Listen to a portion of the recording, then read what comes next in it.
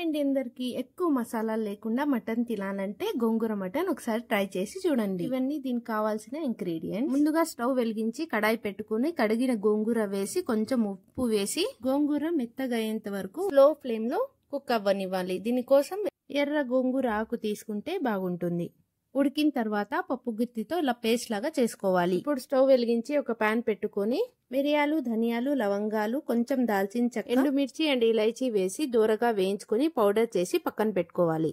ఇప్పుడు ఒక కుక్కర్ తీసుకొని తగినంత ఆయిల్ వేసి ఆయిల్ వేడైన తర్వాత సన్నగా కట్ చేసుకున్న ఆనియన్స్ వేసి లైట్ బ్రౌన్ కలర్ అయ్యేంత వరకు వేయించుకొని జింజర్ గార్లిక్ పేస్ట్ వేసి పచ్చివాసన వెళ్లేంత వరకు వేయించుకొని సన్నగా కట్ చేసి టమాటా, మిర్చి పౌడర్, హల్దీ, సాల్ట్ వేసుకుని ఆయిల్ పైకి వచ్చేంత వరకు వేయించుకోవాలి. ఇప్పుడు దీంట్లో ముందుగా గ్రైండ్ చేసుకున్న పౌడర్ వేసి కొంచెం వేగిన తర్వాత మటన్ వేసుకొని 10 మినిట్స్ బాగా వేయించుకోవాలి. మటన్ బాగా వేగిన తర్వాత ఒక గ్లాస్ వాటర్ వేసి కలుపుకొని కుక్కర్ మూత పెట్టి 4 to 5 విజిల్స్ వచ్చిన తర్వాత స్టవ్ ఆఫ్ చేసేసుకొని మటన్ బాగా ఉడికిపోయింటే ముందుగా చేసుకున్న గోంగూర పేస్ట్ వేసుకొని బాగా కలుపుకోవాలి. ఇప్పుడు ఒక 10 మినిట్స్ ఆయిల్ పైకి వచ్చేంత వరకు స్లో ఫ్లేమ్ లో కుక్ చేసుకొని సర్వ్ చేసుకోవడం అంతే.